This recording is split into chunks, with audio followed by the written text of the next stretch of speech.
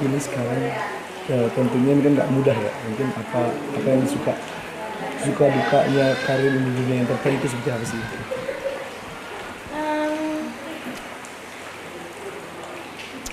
Ya tantangannya, belajarnya, terus rewardnya juga, semua. Saya sempet nggak nyangka nih mungkin bisa meraih kesuksesan yang sampai saat ini. Nyangka nggak sih mungkin sampai sekarang bisa sukses? Bersyukur terus gitu dan terus berusaha, semangat. Nah kalau boleh tahu kan karir ini sendiri waktu kecilnya anak yang kayak gimana sih? Kalau boleh ceritain sedikit aja. Gimana? Kayak manusia gitu. Iya, anak kedua, kakaknya juga perempuan, jadi cukup dimanja, beruntung cukup dimanja sama orang tua gitu. Terus tapi emang dari kecil udah kelihatan lah ada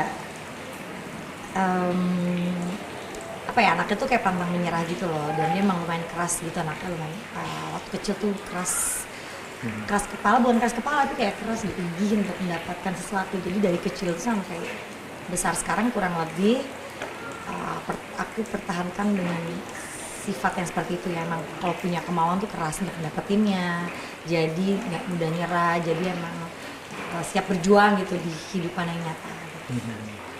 Mungkin pelajaran apa yang mungkin yang bisa karir untuk mungkin dari sewaktu kecil kan apa sih kayak achievement itu kan harus dapat banget gitu. Dari kecil juga anaknya juga kecil ya. Lumayan periang sih anaknya, terus nggak ngambekan, bukan yang kayak gitu, emang periang, terus easy going kalau katanya ya. Tapi aku ngerasa seperti itu. Jadi mungkin kalau sekarang dijalanin kayak aku sekarang dimana ngadepin hal-hal di kehidupan gitu dan kerjaan semua ya, jadi emang orangnya ya happy aja gitu dengan semua rintangannya, dengan semua tantangannya itu bisa dinikmati gitu, dan aku sangat menikmati semua prosesnya. Dan apa yang mungkin belum karir capai untuk saat ini di kesuksesan yang sekarang? Kalau maunya pasti banyak. Emang kalau punya kemauan tuh emang nggak boleh stop gitu, dan harapan juga nggak boleh stop. Emang harus terus gitu mau sesuatu di depan sana. Jadi ya masih banyak banget lah mimpi-mimpinya di depan yang mau diraih. Salah satunya apa? Boleh di-spill satu. Apa? Mungkin pengen ngeraih apa sih kayak award yang Enggak juga, maksudnya boleh idealis, tapi kan juga harus kita hidup dan berkembang di lingkungan yang ada ini, kita juga harus menyesuaikan gitu. Dan kadang-kadang mimpi kan juga kita harus raih di berbagai macam ya, bukan cuma di prestasi soal pekerjaan di satu titik ini gitu, tapi juga ada hal-hal lainnya juga yang menjadi prestasi juga gitu buat hidup kita. Jadi itu semua jalan seiringnya, semuanya mau aku raih.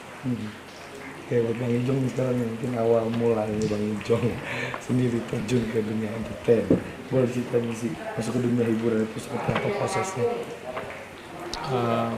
Aku beruntung punya om yang ada di bidang yang sama, Om Ben, om aku sendiri, adiknya papa. Dia yang paling berjasa di hidup aku.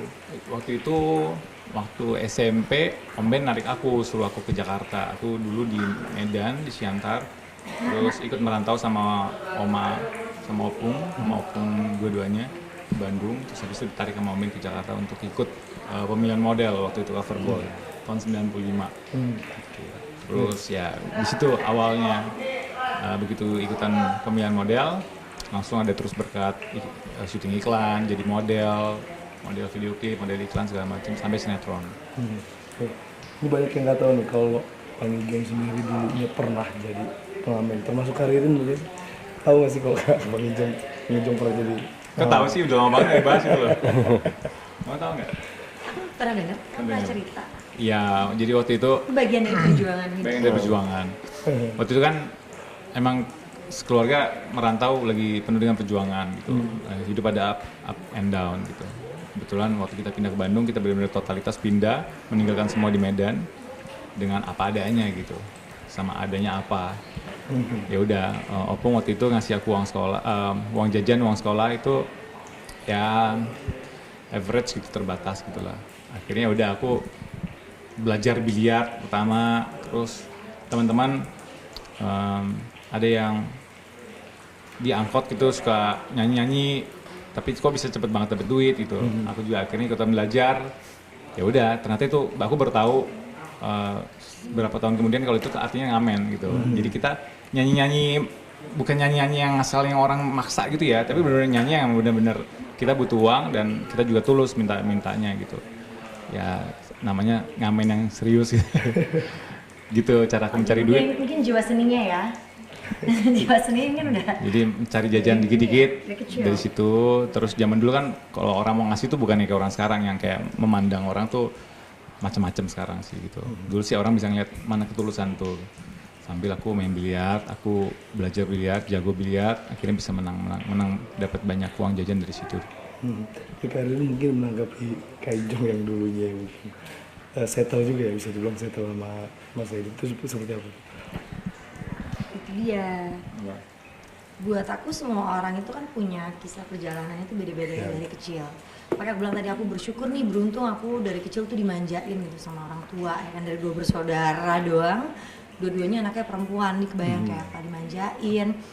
Walaupun maksudnya juga keluarga aku juga keluarga yang kerja keras, orang tua aku juga, aku juga bukan princess hidup dalam istana gitu dari kecil, cuman orang tua mencoba mencukupi semua. Tapi yang bisa diambil kan pelajaran didikannya juga. Aku juga dididik untuk struggle gitu dalam hidup. Percaya deh kalau kita nggak dididik sama perjalanan hidup sendiri, mau kayak gimana pun gitu, pasti nanti besarnya nanti diri kita susah gitu untuk struggle. Ya mungkin berbeda-beda, kayak Jong juga struggle dengan caranya gitu. Tapi kita berdua kan mengalami fase yang belajar hidup dari struggle-nya masing-masing. Iya.